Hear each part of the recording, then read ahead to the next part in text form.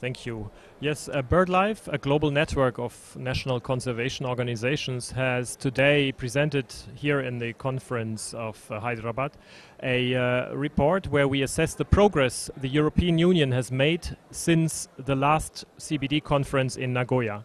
So we wanted to know how far has the EU moved forward to meet the 2020 targets that were agreed in Nagoya. So we looked at the last 2 years and assessed under several sub-targets of the EU, have we in Europe used well the last 2 years, or have we wasted the time? So this is basically what the report is about. And we have used our network of, in all the European Union member states, of BirdLife organizations to assess how nature conservation is going on, how agriculture policy is reformed, how fisheries policy is dealt with, and so on. So it was the first ever comprehensive assessment of the EU's biodiversity policy, and we come to a quite critical outcome. We say that we have some progress. We have made some progress on protected areas. We have made some progress on protecting certain species. We see some results already, with some species are recovering, removed from the red list, and so on. But overall, we are not managing to reform our agriculture policy, our fisheries policy, the wider land use. And so the real threat is that we will undermine and jeopardize our progress on nature conservation if we are not able to address the wider land use issues. So agriculture in Europe is currently redebated. A reform is underway, and we fear that this reform will again end in billions, 60 billions of subsidies for farmers without any real environmental benefits. Right. In fact, that was supposed to be my next question. To a good extent, you've already answered that. My next question was, we know Europe and certain countries in Europe are doing great in terms of renewable energy generation, etc. But talking about biodiversity conservation, specifically talking about BirdLife, the name of your organization, what are the major challenges or what are the major roadblocks that you face while implementing your plan of BirdLife conservation? Yes, well, first of all, I'm happy to say that our plan is mainly the plan of the world that was adopted in Nagoya. So we fully support the strategic plan of the CBD. And regarding birds and other species and habitats, we work not only on birds in BirdLife. You have to do a number of things. And the first thing we do already, as I said, not too bad in Europe, which is we find the best protected areas for them. We have the Natura 2000 network in Europe that covers 20% almost of European territory. That's good. But we don't go the next step. We so far do not properly finance and manage the sites. Many of these protected areas are existing just on paper. So you can, for example, destroy a farmer who has a land in such a protected area is allowed to work there, but he should consider certain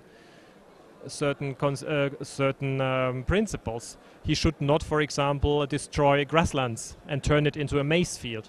But unfortunately, this is happening in many protected areas in Europe.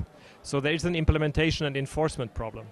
The second problem is the financing of the sites. We are not putting enough money into this big network.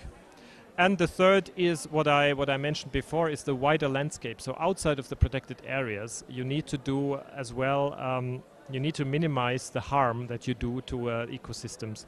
And here Europe has still a long way to go, and we are working with the European governments to find ways to address this. Wonderful. Coming back to COP11, one expectation that you have from an organizational point of view, one focus area that you'd like to be discussed extensively in COP11? Well, it's maybe no surprise, and is the main issue that will be discussed, is the mobilization of financial resources for the strategic plan of the CBD. It will be the dominating debate, and it is by far the most difficult debate that this COP will have, and the fate whether this COP will be a success or not is very much dependent on this question. So we focus on this also with a number of experts we have here. And we just started to talk to delegations and to other NGOs to see where the rooms for possible compromises are. Because we want to be constructive. We are an NGO that works constructively based on scientific information. We work with governments to help finding good compromises. And maybe an advantage we have and the role we can play at this COP is BirdLife is represented all over the world, so we have good contacts both to developing countries delegations as well as to European country delegations. So we are good placed maybe to help a little bit finding compromises. Wonderful. One final question, which is on a very different, very unrelated note altogether, probably may not bear a lot of relevance, but it's very contentious, the economic crisis. From a cynical point of view, I just like to understand, because you work with the governments, when the world runs on necessity, comfort and luxury, sort of, you prioritize your issues and then allocate your resources. We're talking about financial resources. So when the whole of Europe is undergoing the majority of European Union countries are undergoing this crisis situation, do you at any level see it impacting biodiversity conservation efforts in terms of money as a capital allocated to any of these projects? Has it impacted yet? Or is there any comment on future projects to be taken up? Well, yes, certainly. It is a very relevant issue. Many European member states of the EU are already cutting the budgets of their ministries of environment, of their nature conservation staff. This is a real big problem. And at the European level, currently the next EU budget is discussed, which will be a budget for 7 years. So, and here the financial crisis is hitting hard. What we say is use this as an opportunity, because Europe can anyway not go on like this in economic terms. Otherwise, we'll move into the next economic crisis very soon. So use the crisis as an opportunity to redirect harmful subsidies. We spend 60 billion euros every year into farm subsidies, and we fail to understand how this should increase the competitiveness of Europe and how this is an investment in the future.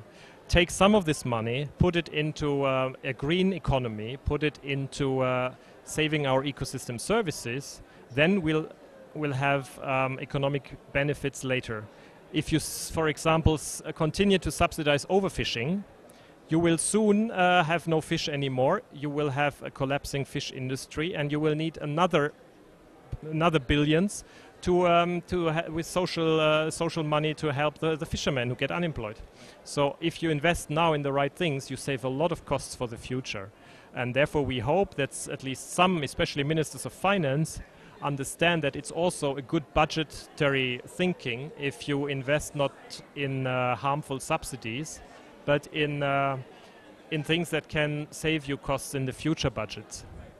So we think and what we know, for example, at the moment the EU budget spends 0.25% of the EU budget is spent on environmental funding projects. We want this to be increased to 1%, while agriculture gets 40%. So we're not talking about a completely turnaround of the budget. We just think a little bit more funding into the future is necessary now. It's not that we are asking for taking away all the money from farmers or so. Brilliant, wonderful. Great interview, very insightful one. And I think we touched upon the most crucial, which is not usually talked about in the context of biodiversity. But it's extremely important to link our pursuits with the constraints, which is money at the moment in Europe. Just recommend our report that is an online report at the www.birdlife.org website /EU Biodiversity Report 2012. So here you have the full details, case studies from all European countries, and especially a chapter on the EU budget in the financial crisis.